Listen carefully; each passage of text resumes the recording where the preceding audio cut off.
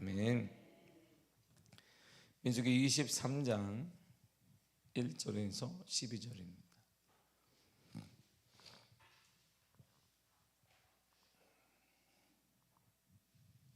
민수기 23장 1절에서 12절까지 말씀 찾았으면 아멘. 다 같이 우리 한 목소리로 읽도록 하겠습니다. 시작. 발람이 발락에게 이르되 나를 위하여 여기 제단 7을 쌓고 거기 수송아지 7마리와 순양 7마리를 준비하소서 하매 발락이 발람의 말대로 준비한 후에 발락과 발람이 제단에 수송아지와 순양을 드리니라. 발람이 발락에게 이르되 당신의 번제물 곁에 서소서. 나는 저리로 가리이다. 여호와께서 혹시 오셔서 나를 만나시리니 그가 내게 지시하시는 것은 다 당신에게 알리리이다 하고 언덕길로 가니 하나님이 발람에게 임하시는지라. 발람이 아뢰되 내가 7제단을 쌓고 각 제단에 수송아지와 순양을 드렸나이다. 여호와께서 발람의 입에 말씀을 주시며 이르시되 발락에게 돌아가서 이렇게 말할지니라. 그가 발락에게로 돌아간즉 발락과 모압의 모든 고관이 번제물 곁에 함께 섰더라. 발람이 예언을 전하여 말하되 발락이 나를 아람에서 모압 왕의 동쪽 산에서 데려다가 이르기를 와서 나를 위하여 야곱을 저주하라. 와서 이스라엘을 꾸짖으라 하도다. 하나님이 저주하지 않으신 자를 내가 어찌 저주하며 여호와께서 꾸짖지 않으신 자를 내가 어찌 꾸짖으랴. 내가 바위 위에서 그들을 보며 작은 산에서 그들을 바라보니 이 백성은 홀로 살 것이라. 그를 여러 민족 중에 하나로 여기지 않으리로다. 야곱의 티끌을 누가 능히 세며 이스라엘 4분의 1을 누가 능히 셀고 나는 의인의 죽음을 죽기 원하며 나의 종말이 그와 같기를 바라노라 하매 발락이 발람에게 이르되 그대가 어찌 내게 이같이 행하느냐. 나의 원수를 저주하라고 그대를 데려왔거늘 그대가 오히려 축복하는도다. 발람이 대답하여 이르되 여호와께서 내 입에 주신 말씀을 내가 어찌 말하지 아니할 수 있으리까. 아멘. 기도하겠습니다. 하나님 감사드립니다. 사랑하는 귀한 아들을 교육하여 주셔서 믿음의 아들, 믿음의 가정을 이끌어가는 복된 하나님의 축복된 사람이 되게 하여 주시고 성령의 은혜가 가득 넘치는 복된 가정으로 하나님의 품으로 인도하는 믿음을 주시기를 간절히 원합니다. 그 무엇보다 가장 소중한 믿음의 아들 되게 하여 주시고 믿음으로 살아가는 복된 삶 허락하여 주옵소서. 오늘이 아침에도 간밤의 단잠을 허락하셔서 하루를 시작함에 앞서 하나님과 더불어 시작할 수 있는 은혜 주심을 감사드립니다. 더 하나님을 깊이 알아가길 원합니다. 말씀을 통해 기도를 통해 하나님 만나는 놀라운 은혜 허락하여 주옵소서. 예수님의 이름으로 기도했습니다. 아멘. 발람은 여러 가지로 다 23장에 와서 예언을 하게 되는데 발락이 모압 왕 발락이 얘기한 대로 이제 이스라엘 무리를 바라보고 예언을 하게 됩니다. 모든 것이 발람은 준비됐습니다. 그의 준비란 무엇이냐면 반복되는 말을 계속 하게 돼요. 보면 3절이 이렇게 말합니다. 3절 다 같이 읽겠습니다. 시작. 발람이 발락에게 이르되 당신의 번제물 곁에 서소서. 나는 저리로 가리이다. 여호와께서 혹시 오셔서 나를 만나시리니 그가 내게 지시하시는 것은 다 당신에게 알리리라고 언덕길로 가니. 아멘. 그의 마음 벌써 다 준비되어 있어요. 오직 하나만 얘기하면 돼요. 그는 뭐냐면 하나님이 내게 지시하는 것, 그것만 말하면 돼요. 본문의 12절에도 하나님이 내게 지시하는 것 이렇게 얘기합니다. 내게 지시하는 것만 나는 말했다라고 말해요. 그러니까 뭘 준비했느냐. 거대한 200만 명 이상의 무리를 바라보면서 이들이 뭐 어떻게 될 것인지, 미래를 뭐 말할 것인지, 모압 왕 발락이 원하는 들은 무엇을 말하고 고민하지 않았어요. 딱 한 가지입니다. 하나님이 내게 지시하는 것 그것만 말하면 돼요. 왜냐하면 전장 우리가 22장에도 본문이 계속 반복됩니다. 22장 35절을 보세요. 시작. 여호와의 사자가 발람에게 이르되 그 사람들과 함께 가라. 내가 내게 이르는 말만 말할지니라. 발람이 발락의 고관들과 함께 가니라. 아멘. 보세요. 함께 가라. 근데 가서 내가 할 말은 딱 정해져 있다. 내 사명은 딱 정해져 있다. 그 사명이 뭐냐면 하나님이 내가 너에게 이르는 말만 말해라. 결국이니까 발람은 지금 다 사명과 모든 게 준비되어 있어요. 가서 길고 발락이 뭐라고 하든 무엇을 주든 어떤 대가를 친다고 말하든 뭘 어떤 위협을 하든 아니면 그를 달래주든 어떤 모든 것을 준다 할지라도 딱 그의 사명은 한 가지만 하면 돼요. 하나님이 내게 말씀하신 그것만 전하면 되는 거예요. 22장 38절에도 동일한 말이 하잖아요. 시작. 발람이 발락에게 이르되 내가 오기는 하였으나 무엇을 말한 능력이 있으리까? 하나님이 내 입에 주시는 말씀 그것을 말할 뿐이니이다. 아멘. 보세요. 반복해요. 나는 하나님이 내 입에 주시는 말씀만 하겠습니다.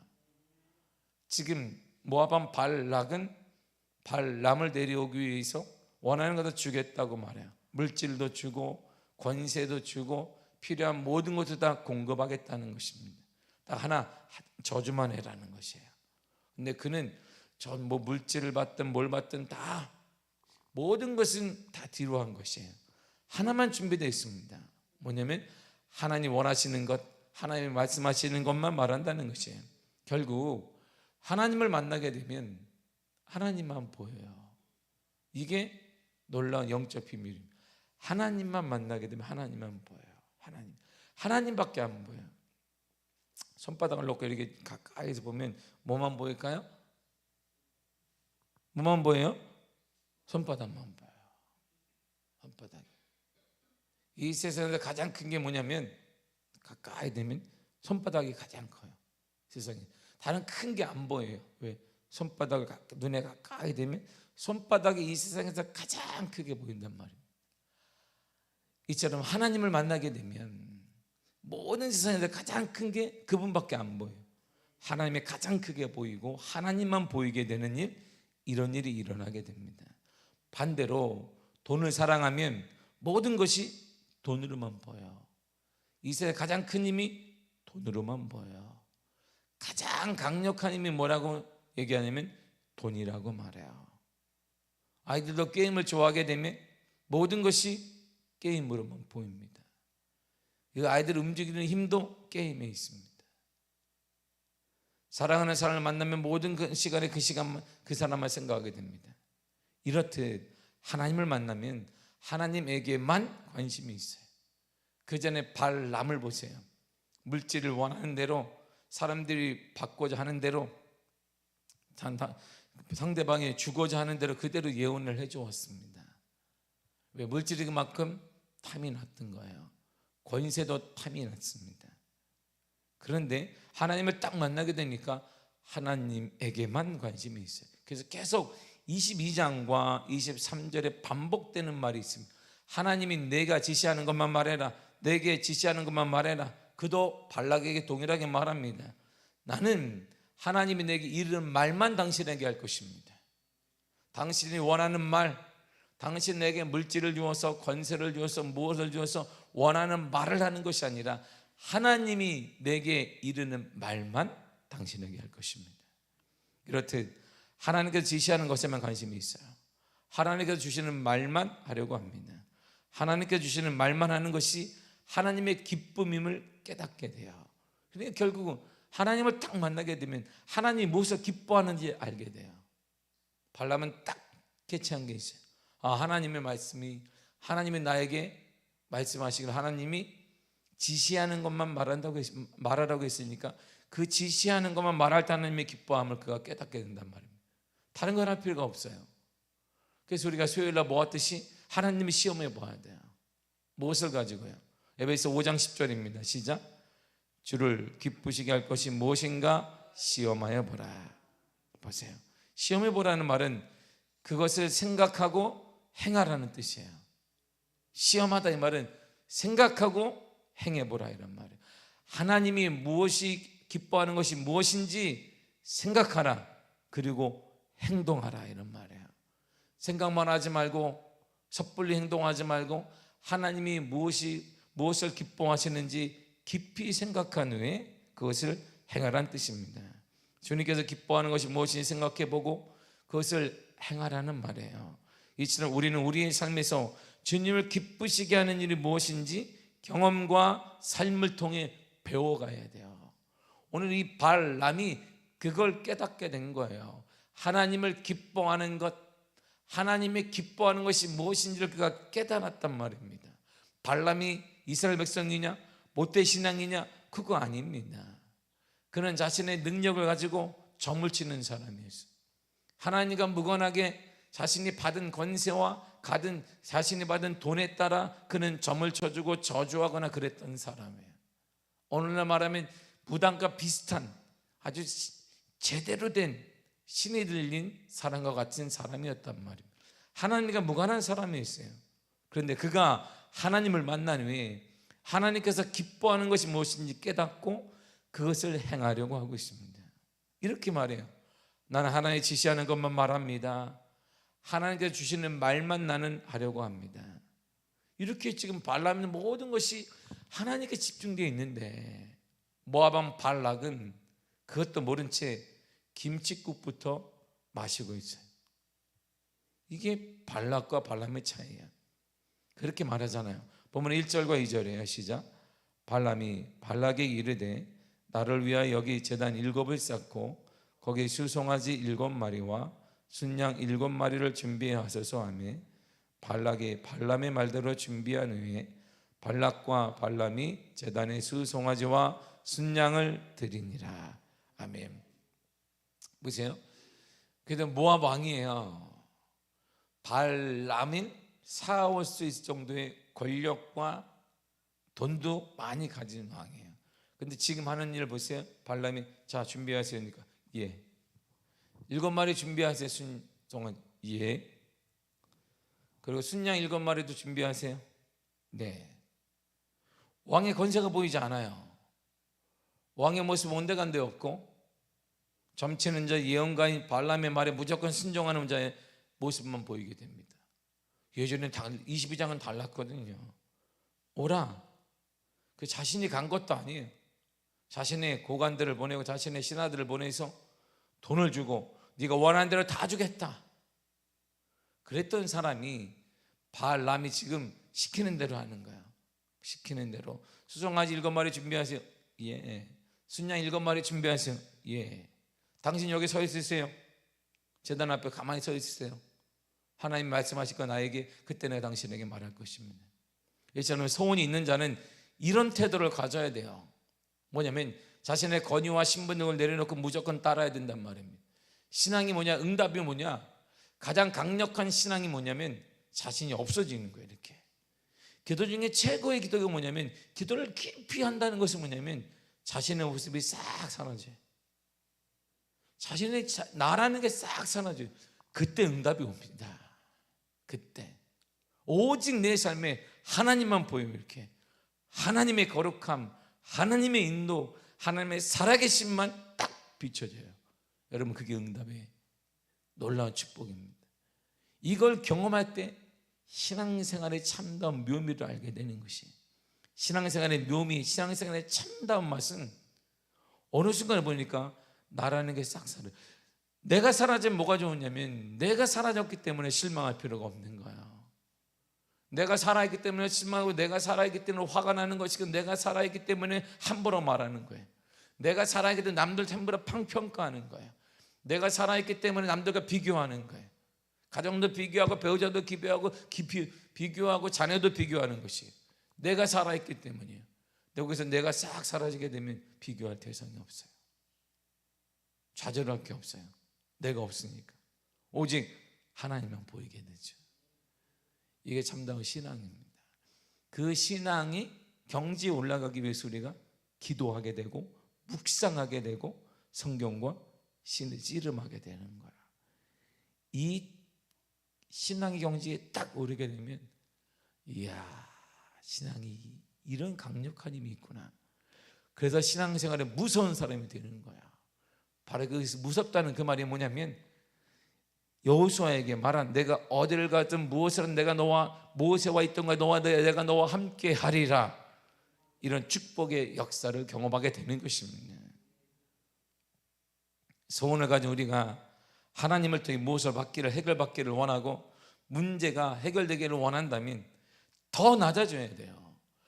더 겸손해져야 됩니다. 더 우리 자신을 쳐서 무릎 꿇어야 합니다. 더 납작 엎드려야 합니다. 오늘 이 모압 왕 발락을 보세요. 자신의 소원을 이루기 위해 이스라엘을 하나님의 뜻도 모른 채 이스라엘을 저주해달라는 그 소원을 이루기 위해 점술가인 발람이 하라는 대로 이쪽으로 갔다가 저쪽으로 갔다가, 준비하라 하면 준비하고 서 있으라면 서 있고, 이게 뭘까요? 정말 우리의 삶에 하나님을 통해 문제 해결받기를 원하고 하나님을 만나기를 원한다면 우리는 더 낮아져야 되고 더 겸손해져야 되고 더 무릎을 쳐서 엎드려야 합니다. 바싹 엎드려야 합니다. 더 바닥에 쫙 엎드려야 돼요. 더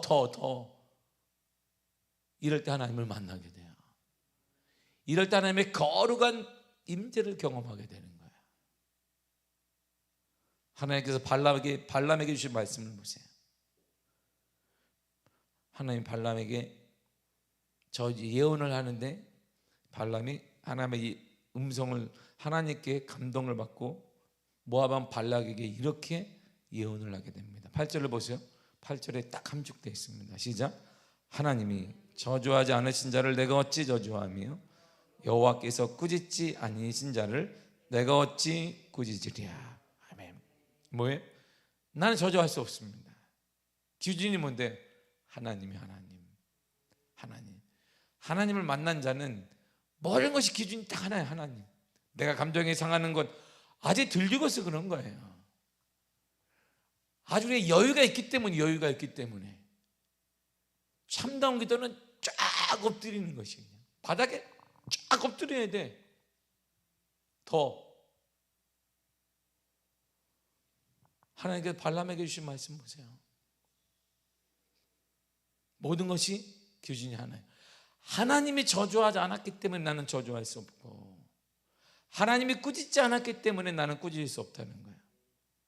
당신에게 무슨 주든 무슨 재물을 주든 무엇을 주든 나는 할 수 없는 이유는 딱 하나예요. 하나님이에요.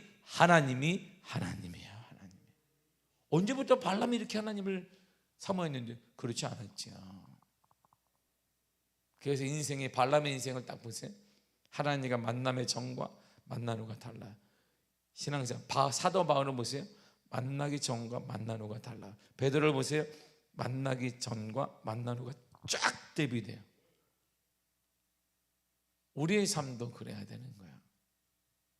하나님 만나는 것은 그냥 우리가 거저 그냥 예배당에 일주일에 한번 나와가지고 대충 앉았다 갈 때 하나님 만나는 게 아니란 말입니다. 삶의 구분이 분명하게 달라져야 돼요.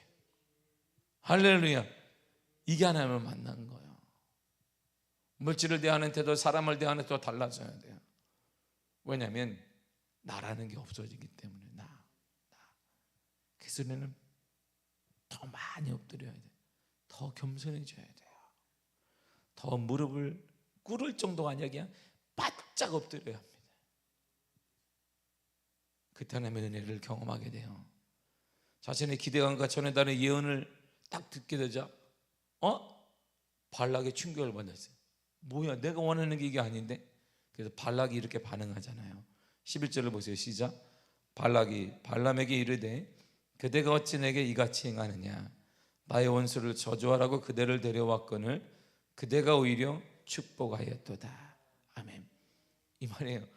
내가 너 데려오려고 돈을 얼마나 썼는데, 이런 말이에요. 신화도 보냈다, 돈도 보냈다. 공짜 아니야. 너 하나 데려오려고 수많은 시간과 돈을 보냈어. 돈을 내가 드렸다. 그리고 너를 데려왔다.